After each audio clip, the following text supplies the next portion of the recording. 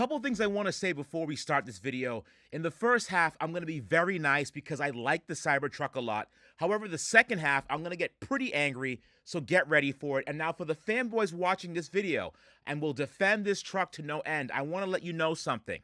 You're not going to like this. Elon will not let you sleep with him. Actually, sorry, take that back.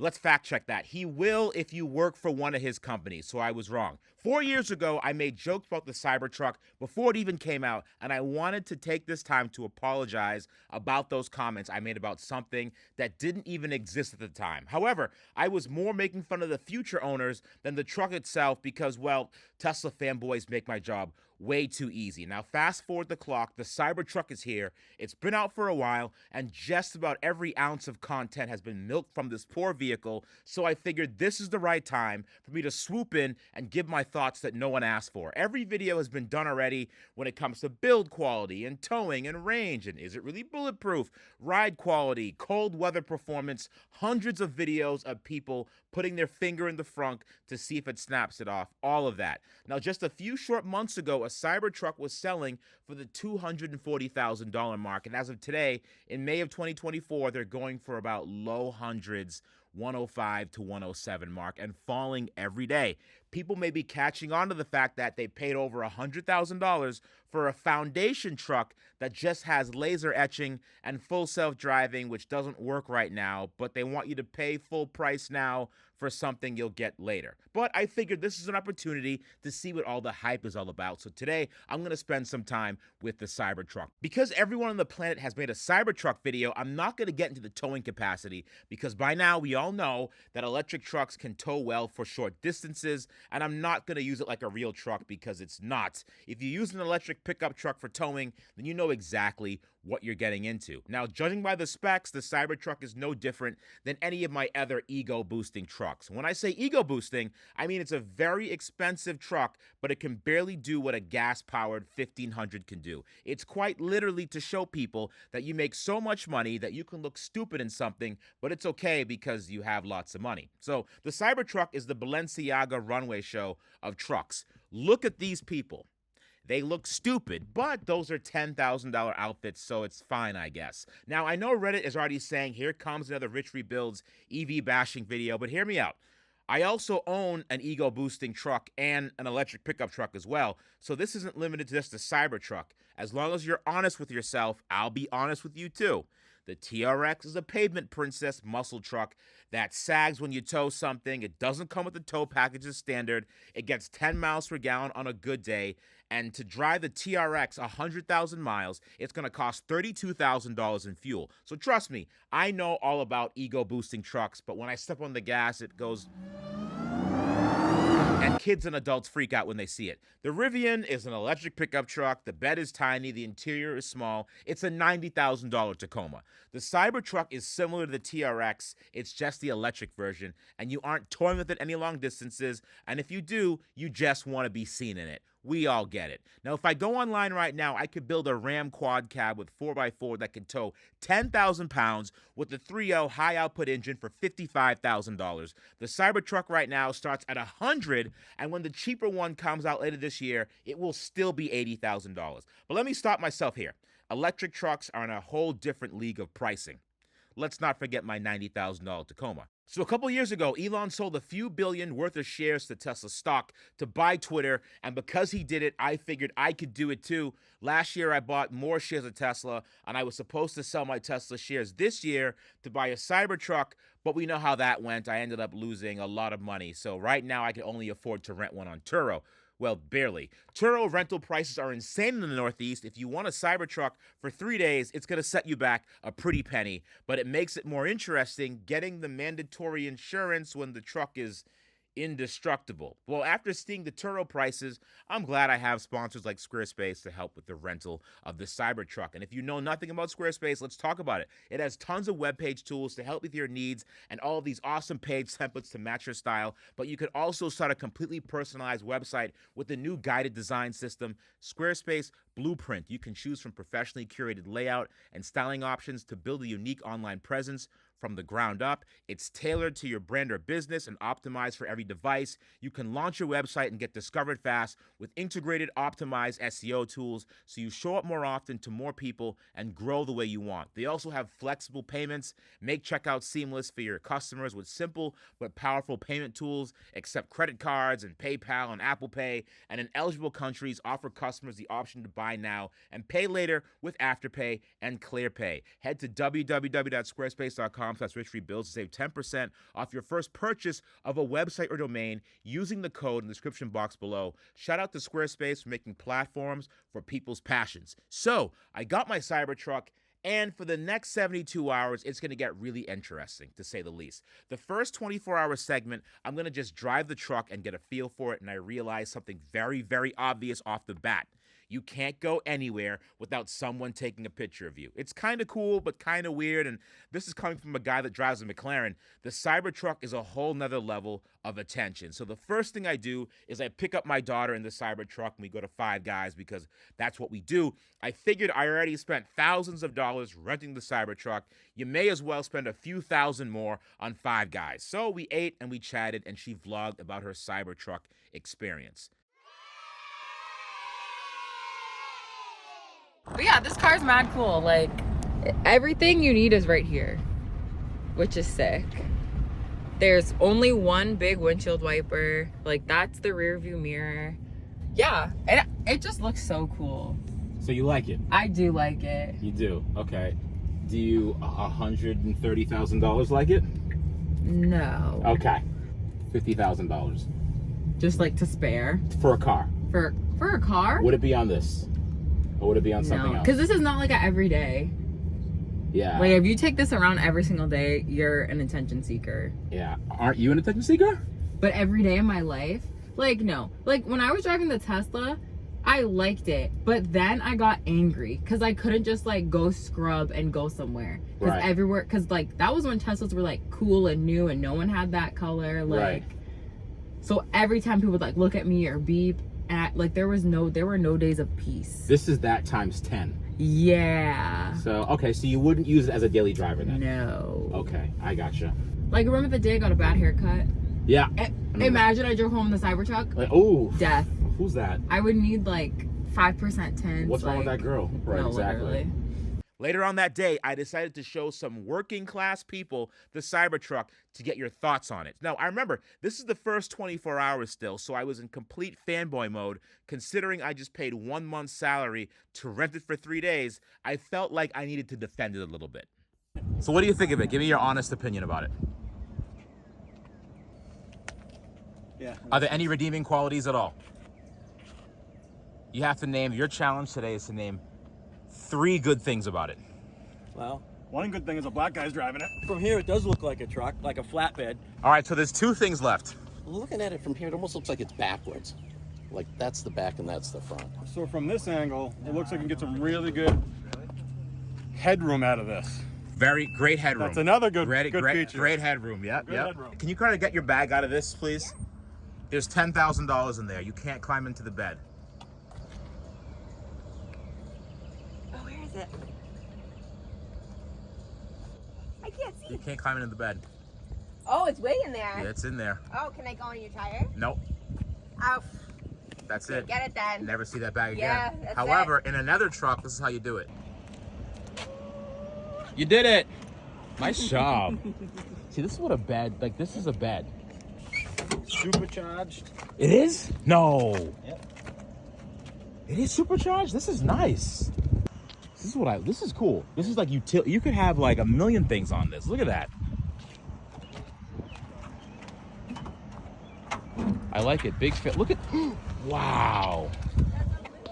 Easy to repair.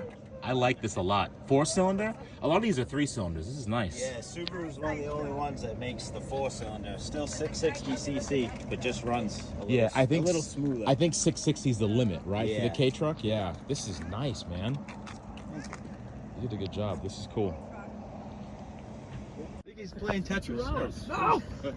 Playing Mario Kart? Let's go! First place, baby! You got first place? First place. Did he? Let's go. That's cool. Nice job, man. Yeah, so I work. There's got to be another good thing. What are you finding? Anything good on there? Look at this, dude. Rear steer's I like cool. the rear steer. Yeah, there we That's go. different. That's cool. There we go. That's different. That was the third thing. Okay, cool. Black guy driving it. The headroom. The headroom and the rear stair. There we go. All right. So my question is, like, actually welding stainless is kind of discolor? Right. So what do you do? I think You they just replace the whole stamp. door. I think they just stamp you a new piece. I have no idea. You literally have to unbolt the whole door and just start over. So it's an exoskeleton or whatever, or unibody Right. with stamped pieces on it. So like, I don't know how you. I mean, you're the metal guys. I don't know how you fix that. That's a big Throw it away. It's like a disposable camera. It's very polarizing, and it's longer than I would think in real life. But I heard it turns real good. But when you're going real slow, Yep. the turning radius. Because with the rear four wheels turn too. Yeah. with the four-wheel drive, with the rear wheel steering, it's pretty good for what it is. So one of the things I love about the Cybertruck the most is the four-wheel steering. I just love to watch it. Joe, you've seen it do work, right? Ready? Watch. I love it. Well, the car's off, so I can't show you. Now we're going to do a comparison to see what the turning radius difference is on these, because obviously John does not have four-wheel steering. His car was made in 1972. All right, ready? Go.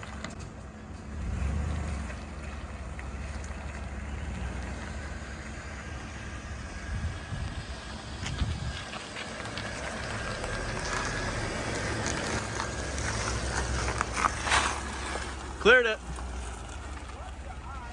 Check the rear wheels. They're moved. Are the rear wheels fully? I'm locked all Yep. I can. Yep. Ready?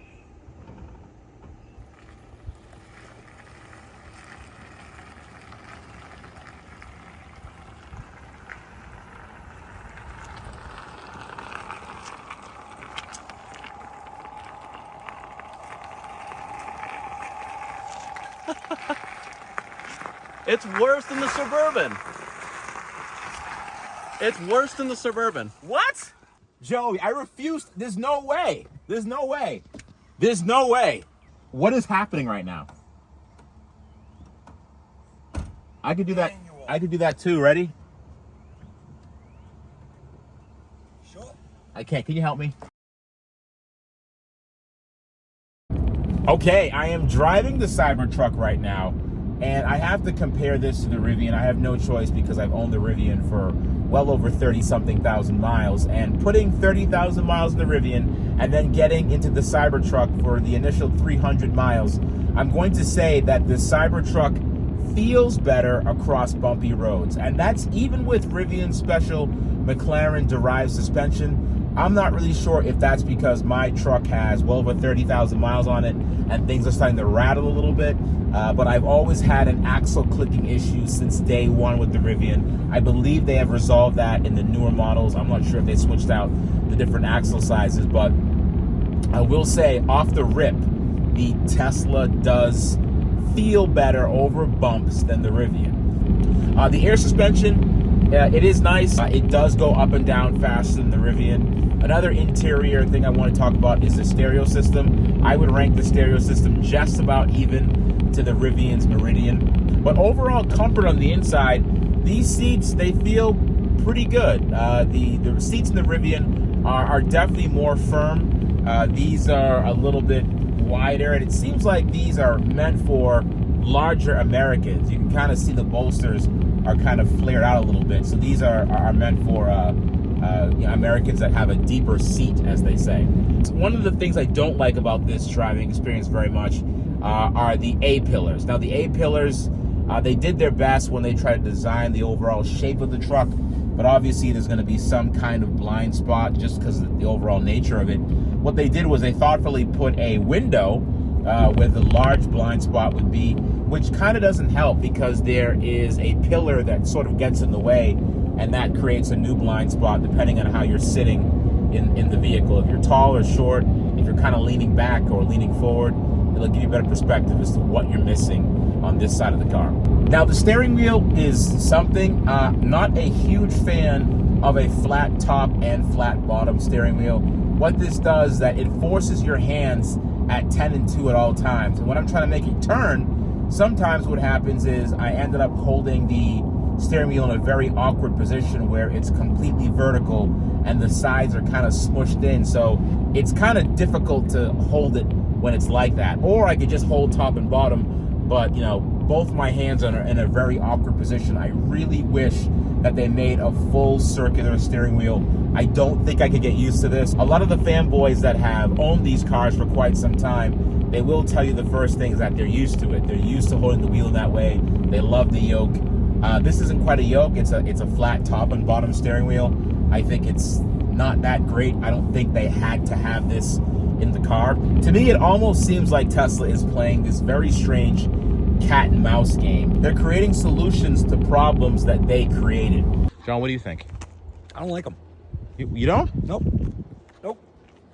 You know, John, on the internet, they would say you don't like it because you're poor. That's what they do. You know what's going to impress you? What? Open the back. It's awesome back there. No, it's one. You have to hold it, I guess. The hell is that? I hope she doesn't come with it. Hi guys. Close it, please. There we go. I think we're done. Are you hot in here? Now, one thing about the Cybertruck, I'm sure you already know this, but there's a secret compartment back here. Very similar to the Rivian. The Rivian's, however, is a lot larger. It could actually fit a spare tire in there. And this will actually give you a better idea as to how small that rear view area is. It's not very big. It almost looks like a letterbox in the rear. But back here, we have a... Oh, what's this? It's my book. You know what? I forgot to ship these out. And I'm going to ship them out using ShipStation. Using ShipStation, it's the fastest, easiest, and most affordable way to manage and ship all of your orders. In just a few clicks, you're managing orders like a pro, printing out discounted shipping labels, and you know I like discounts and stuff. And this is honestly how I'm getting my book out. I'm literally using ShipStation to ship all of these signed copies of the book out that you just saw in the Cybertruck. It even works for all the major carriers, USPS, FedEx, UPS, and even international. They even offer big discounts on shipping costs, and you can access the same exact postage and discounts that are usually reserved for large Fortune 500 companies. And right now, my friends can try ShipStation for free for 60 days when you use the offer code RichRebuilds for selling whatever it is you're trying to sell on the internet. Make sure you use it now or after you watch this entire episode. And honestly, I can't wait to stuff a big box full of my books and ship them out using ShipStation. Thanks, guys. So there's two pulls, one for each side? Yeah, two pulls, one for each side. That doesn't make any sense. Okay, well, now we gotta pull both, I guess. I hope you know how to do that once you're trapped in the back. Without knowing. Exactly. Good luck to you. What's wrong with her? She's like an evil witch. 300 miles. What does she do? Miss, can you please not lean up against the car? It's a new model. And I have an old one. Plenty of miles. Sean, Jesus.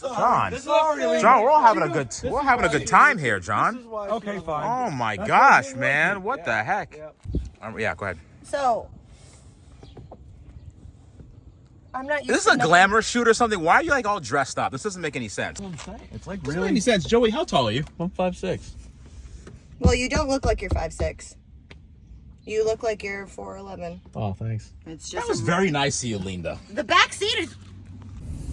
Now, this is about the 10th time that I'm out with the Cybertruck, and as you can see by the overall expression on my face and my voice, it's starting to get a little bit old.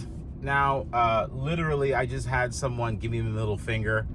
A little bit earlier than that, I had a couple people, give me the thumbs down, but whatever. Overall, it's been relatively positive, but there's just so much going on in this truck. There is always someone looking at you. There is always someone sticking their head out the window.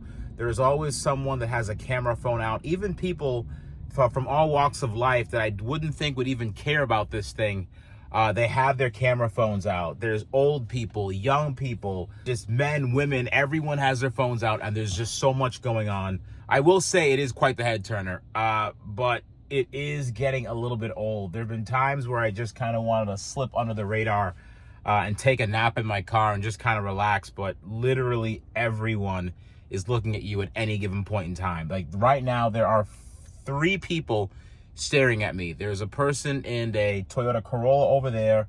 There's a Honda Civic just rode by with the camera out. There's someone wanting their window down and yelling something at me right now.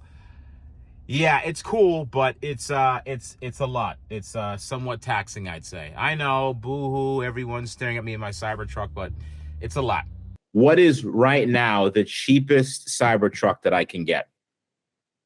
Like, I'm cheap. I'm not trying to full price for anything. What's the lowest price Cybertruck you've seen cross your hands, across your desk?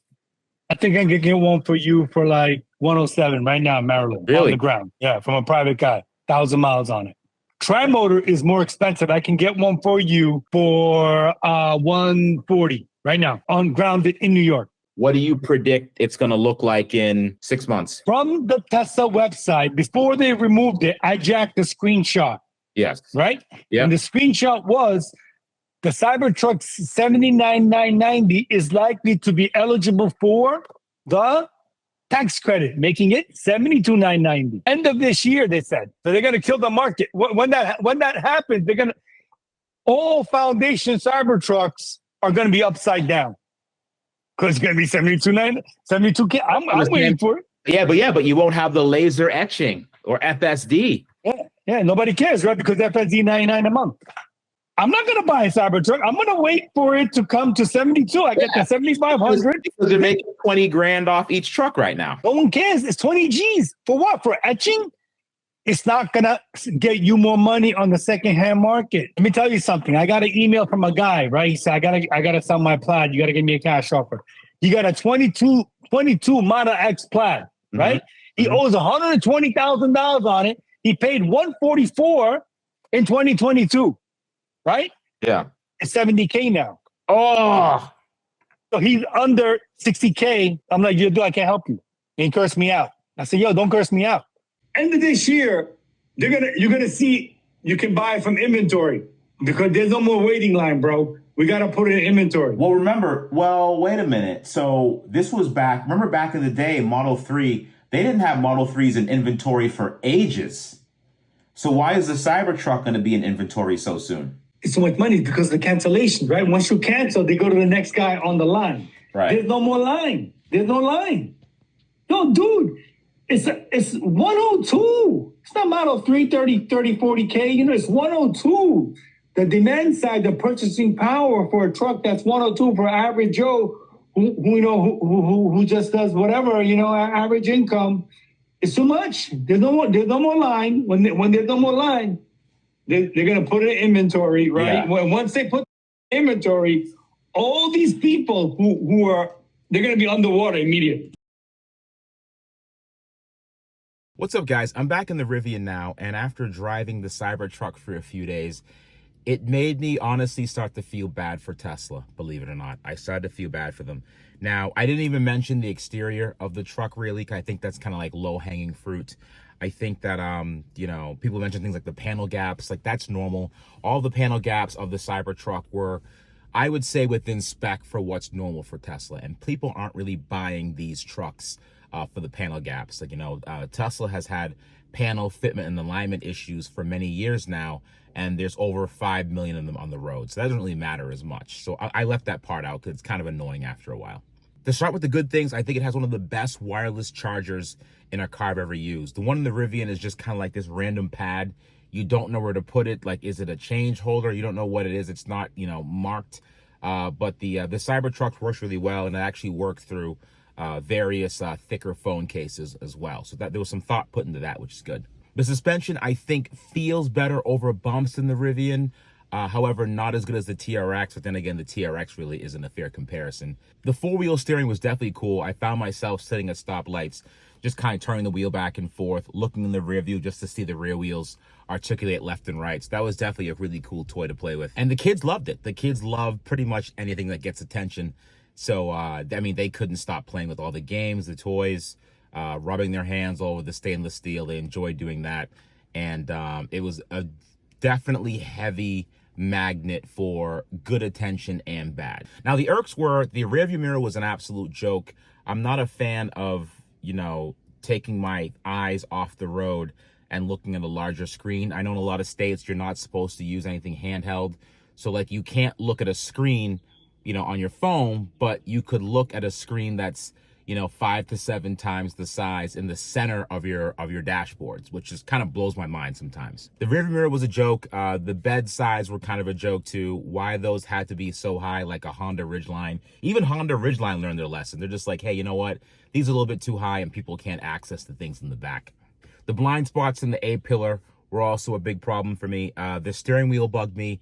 I don't know if I could ever get used to that. One thing I will say, the steer-by-wire, rather, was definitely interesting, and I think that's going to lead to a lot of cool things in the future where you could actually dial in the sensitivity from the screen. So I'm pretty sure in a couple short updates, you're going to be able to dial in just how many turns to lock you could get, or just even the steering angle or the rear and front wheels in a future update. So that is cool. The side warning system was an afterthought. I know that Tesla thought that they could get away with not having side view mirrors. Obviously they did not. So having a small little red LED and a speaker grill, that looked kind of cheesy. Now my Cybertruck, the one that I drove, had about 400 miles on it. It already looked old and dated already, which I really wasn't a big fan of.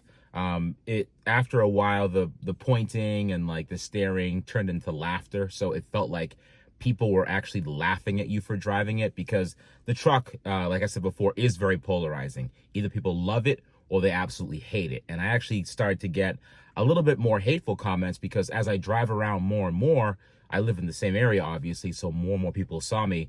They felt a little bit more comfortable saying things, and they were like, oh, here comes this guy in the Cybertruck again. So it gives off a very forceful and purposeful, hey, look at me kind of vibe, when in reality, you're just trying to get around. I think the Cybertruck is very good at what it does. I believe that they're probably going to be $60,000 to $70,000 cars by the end of the year. Just like we agreed on, the Foundation series means nothing. Just like the Signature series Model S's from way back in the day, those meant nothing, and those aren't really worth a whole heck of a lot more than any other car. I would argue it's actually worth less because they're older and the build quality just wasn't there. But the reason why I get so sad about Tesla when I think about the Cybertruck is because I remember when back in 2018 when the Model 3 first came out, it was amazing. It was the automotive superlative, because at that time we had the BMW i3, we had a whole bunch of cars that just didn't matter. We had the Chevy Bolt. Those were cars that had literally half the range of a Model 3, had half the range, didn't have anywhere near the power of a Model 3.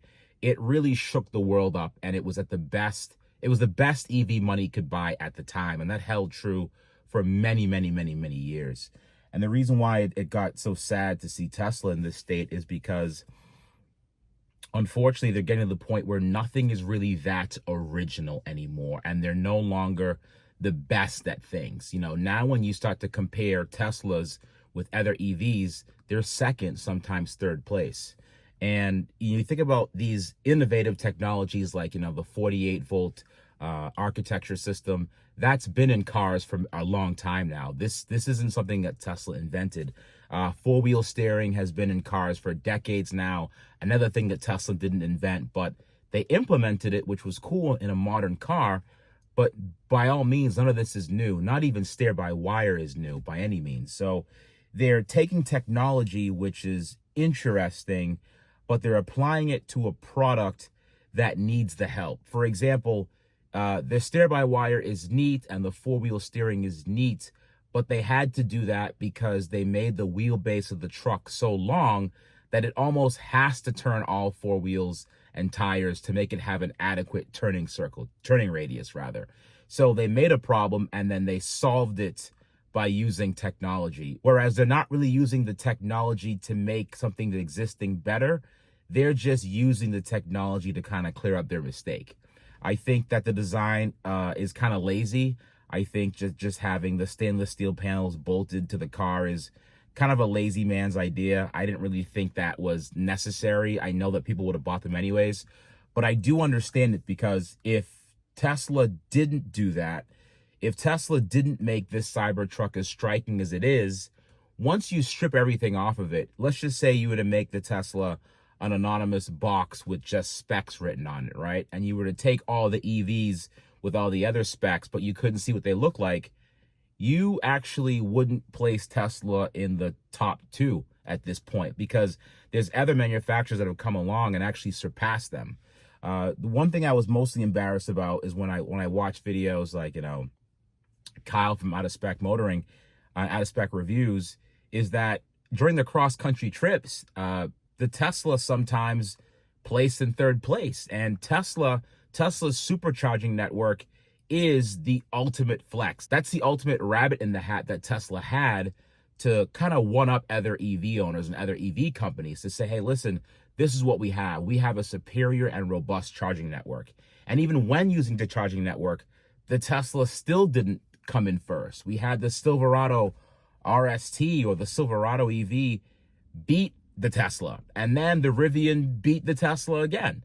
So it's like, well, wait a minute. I really thought that Tesla was all about innovation and forward thinking and design. And at this point, they're just kind of falling in line and being mostly average. I was literally shocked when I got back in my Rivian R1T. I'm driving my Rivian right now, and I'm getting better mileage and better range than the Cybertruck. And I know what you're going to say. I know you're going to say, well, the Rivian has a better battery, you know, so therefore it has more range. But the Rivian has a bigger battery, but it's also more efficient than the Cybertruck. So I'm thinking to myself, you know, Tesla, a company who's made over 5 million cars, how are they lagging behind for these newcomers? How is the Silverado out towing? It's getting it could tow better. It could tow for longer. It has more capacity, and it charges faster. So Chevy has like 13 people working for that EV team. How are they actually smacking Tesla around? I don't know. And this actually makes me think that Tesla's in a little bit of trouble. What they did is they actually used the overall design of the Cybertruck as a crutch to mask an average product. This is what this is. The Cybertruck is an average product made by an above average company, which is starting to turn into an average company. So I thought they could have done a lot better. I think they could have focused a lot on energy and efficiency. They didn't do that. You know, I would have liked the Cybertruck to have had 500 miles of range, but as a lot of EV owners will tell you, it's not about range, it's about efficiency. Okay, whatever helps you sleep at night. But regardless, the promises that came before about the range, they weren't there. It was promised at 500, ended up being 340. But others were saying, oh, look, we got this other cool stuff. We got, you know, four-wheel steering and all this other neat stuff. Well, four-wheel steering's been around for a while, and there's actually another EV truck that beats the Cybertruck in every measurable category that also has four-wheel steering, which is the Silverado EV. It's just sad, and it's kind of embarrassing at this point. So if you look online right now, there's about, oh my gosh, there's hundreds of Cybertrucks for sale. It's not even like a thing where they're hard to find. You can literally point and shoot and buy one. And I'm guessing before the end of next month, you could probably find one, you know, well under 100, probably in the 90s or so. So either way, that's my review. If you don't like it, fair enough. But I think Tesla could have done a lot better. And they're starting to fall into being a mediocre company now. That's all I got. See you guys next week.